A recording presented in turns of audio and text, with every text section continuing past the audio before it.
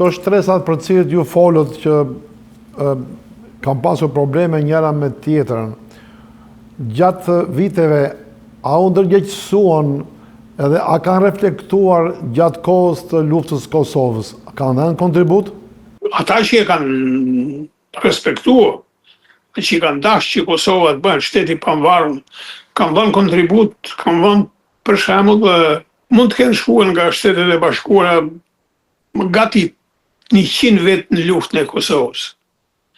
Por asnjë djalë i familjeve nacionaliste, antikomuniste që ishin këtu në Shtetet e Bashkuara nuk ka shkuar në luftë dhe as nuk ka kontribuar me financa.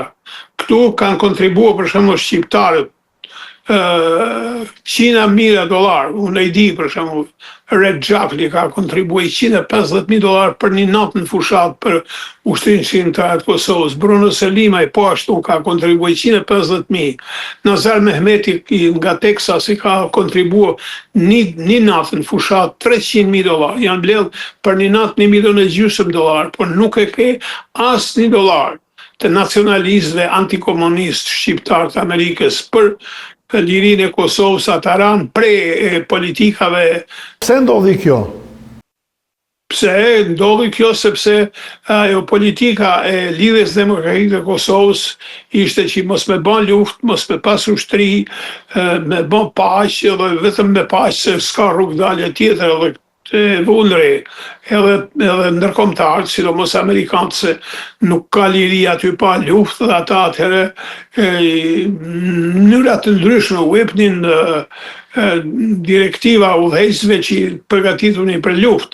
Dhe këta nuk e donin luftën fare, sepse nuk jepnin kontribute financiare dhe nuk i angazhonin familjet e tyre edhe në ceremonitë, për shembull kur është nisë Batalioni Atlantiku prej New Yorkut për në luftën e Kosovës, nuk e ke pas asnjë nacionalist ose një familje nacionaliste që thonë se ishin edhe antikomunistë, nuk kanë marrë pjesë. So, kjo është penguese, është diçka që të shqetëson pse këta u hoqen aq kombëtarë dhe në fund dolën. Domethënë rezultatet e tyre, puna e tyre është për lirinë dhe pavarësinë e Kosovës është nivelin më të ulët. Bile edhe ata bën propagandë kundër Ushtrisë Shqiptare të Kosovës të ndyrë. Domethënë me fjalë banale, qesharake, tjera sa që të neveritej, dhe ne një kohë këtu kishim edhe duhet ishim të kujdesshëm sepse të sulmonin për këto qendrat e shqiptarëve, siç është Merkade, të sulmonin këta gjoja patriotët, nacionalista, antikomunista, bashkëpunëtorët e tyre po ashtu Jugoslav. So, ajo politika është dështuese, sado që i mundohen të jo po lëvizja për paqe. Lëvizja për paqe ka ato meritet e veta, por jo për pavarësinë dhe lirinë e Kosovës. Faleminderit zoti Gjon Lekaj. Folët pak më parë që zoti Kolgoqa ka qenë edhe krijuesi i fondacionit Vëllindjat në Thërret. Nuk do ta kalojmë kështu këtë. Si ka ndodhur kjo me ato që juve dini dhe cili ka qenë roli i këtij fondacioni? Themeluesi i Vëllindjes Thërret për Michigan. Pavarësisht se nuk ka ullë kurrë në krye të vendit, por ka organizuar në mënyra të ndryshme.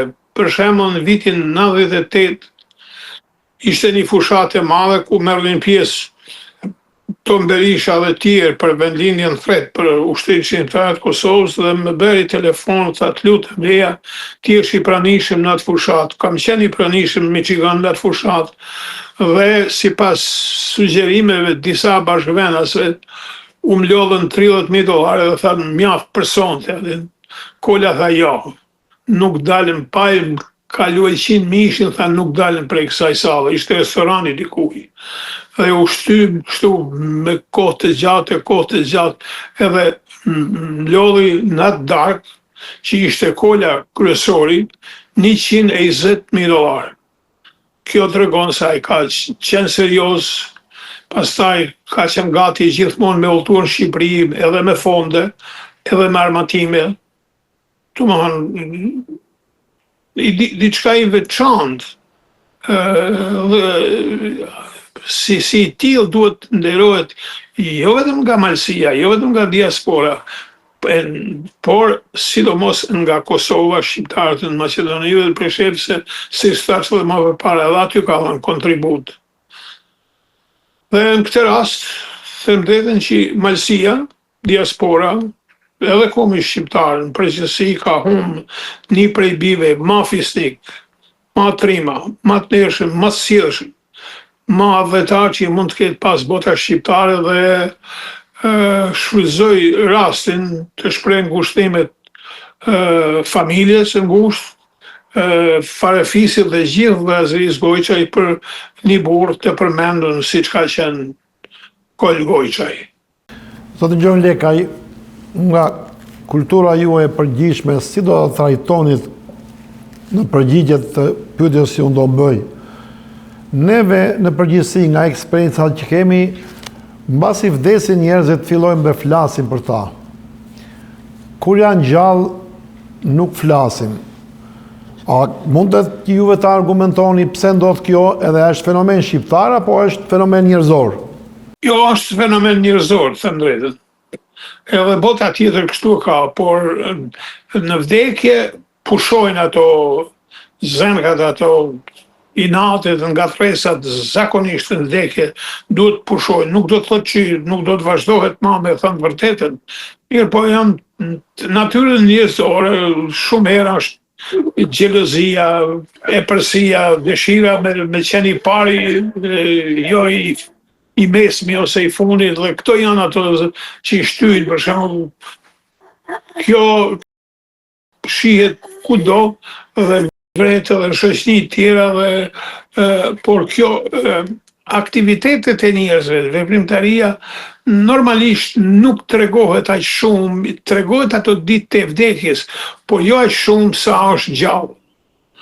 Ata që seriozisht kanë vepruar, brezat e ardhshëm, dietarët, historiantë, gazetarët, politikantë, do t'i vënë ndukje një nga një, sepse hapin histori, hapin fletët e historisë, publicistikës saj kohe, dhe shkruajnë për këto, populli ta kthen, domethënë, nëse ke vepruar për të mirën e çështjes kombëtare, herët ose vonë populli ka për ta shpërblyer, se populli është zoti i tokës. Nuk është politika, është populli që mbetet gjithmonë aty dhe personalitetet politike vinë e shkojnë sipas momenteve të historisë, sipas ngjarjeve, sipas sistemeve ndërkombëtare, kombëtare, kështu që ky do të studiohet dhe do të shkruhet për te, sepse ka vepruar tanë jetën e tij për të mirën e çështjes kombëtare. Në përgjithësi, ky ja ka kushtuar jetën jo vetëm diasporës ose Malësisë, po gjithë komi shqiptar. Të falenderoj shumë, zoti Gjon Lekaj, për gjithë informacionet që juve sollët për shikuesit. Kishte diçka tjetër për të shtuar? Jo, vetëm e ndjej veten keq që nuk marr pjesë në funeralin e tij, sepse meritonte. Unë e kisha shumë dashamir, shumë mik, shumë besnik, shumë sjellshëm. Kemi udhëtuar bashkë, kemi vepruar bashkë dhe kur nuk kem pas mosmarrveshje ndërmjet nesh, sepse jem lidhur te çështja kombëtare dhe aty ka qenë, kemi qenë shumë dakord. Për shembull, i mbaj mend një herë që në një fjalim thash, e shihni atë fotografi, atje ishte fotografia e Ukshin Hotit në demonstrat, pas se kishte humbur. Edhe duhet të ketë origjinën prej fisit Hotit, thash. Dhe Koli si shkuan lot, i shkuan lotët për Ukshin Hotin. Ndërsa unë po flisja, ai lotonte si me qenë e familjes tij. Po kjo ka qenë ajo, nuk e ka penguar as rajoni, as krahina, as jugu, as veri, as muslimano, katolik, ortodoksi, ka pranuar gjithë njësoj shqiptare dhe ka që dhe shumë herë edhe është njerëzuar në rrethet e ndryshme se ja kanë mohuar të drejtën e flamurit, për shembull, dhe është ngatruar dhe keq me njerëz në momentin që është kundërshtuar flamuri shqiptar, këta kanë qenë për flamur, domethënë mund të quhen flamurtarët e kohës moderne shqiptare. Të falenderoj zotin Gjon Lekaj. Është vërtet, unë kam pasur kontakte me zotin Kol, kemi qenë protesta në Washington DC, New York, këtu në Detroit. Ai ishte një njeri shumë i thjeshtë dhe për mendimin tim, shikues të nderuar, thesarit të Malësisë i është shkëputur një yll, ka shkuar në përjetësi, por vepra e tij do të jetë burim frymëzimi për brezat që vinë në mënyrë të vazhdueshme dhe kjo do të jetë mëse e vërtetë. Ndesha shtoj edhe diçka që ky në jetë ka absurd shumë. Ka humbur 2 djem në moshë të re. Bile në djalin e tij ka marrë pjesë në varrimin e djalit të tij në Michigan para 20 sa vjeç kur ktheu qafën në Gjoni.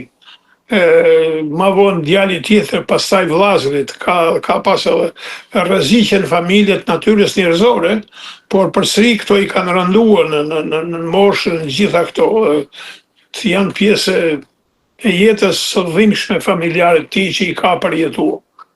Fakti që ne po flasim së bashku dhe folëm në emision, flasin shumë njerëzit edhe në vendet tjera tregon se ai ka qenë një personalitet, një veprimtar i palodhur që është kombëtare shqiptare dhe vepra e tij duhet të respektuar dhe duhet vazhduar qysh nga fëmijët, niprit e tij e deri tek ne shqiptarët e tjerë, pasi ishte shumë i dashur, shumë i sjellshëm, shumë i edukuar, shumë i thjeshtë ishte. Dëgjoj fjalë të mira për familjen e tij, për nipa, për tjerë që janë, për shembull, është njëri në Malësia, të mrekullueshëm ka të gjithë. Aktiv, bile pyeta këto dita, janë aktiv në këto, në vdekjen e tij, thanë absolutisht po, deri atyre është e hapur 24 orë, kush don me shpreh ushtime ke shtëpia, po thonë si kanë pasardhës të sjellshëm, të mirë, dhe është diçka e mirë dhe u gëzohem kur pasardhësit e Kolgojçajt janë aktiv, janë të dashur e sjellshëm. Të nderuar teleshikues, folëm për largimin nga kjo jetë të Kolgojçajt, i cili rrjet nga një familje madhe me vepra të mëdha. Mirupafshim në emisionin e radhës me një emision të gëzueshëm për të folur në emisionin Malësi e Madhe Pëllamethësar. Deri atëherë, mirupafshim, falenderoj në emrin tuaj zotin Gjon Lekaj për këtë kontribut, solli për këtë informacion, solli për bashkëdhetarin e tija, por njëkohësisht dhe si veprimtar barkombëtar shqiptar. Të falenderoj dhe zotin Gjon Lekaj dhe mirupafshim në një emision tjetër. Mirupafshim. Faleminderit. Një emision më të gëzuar. Po, më të gëzuar.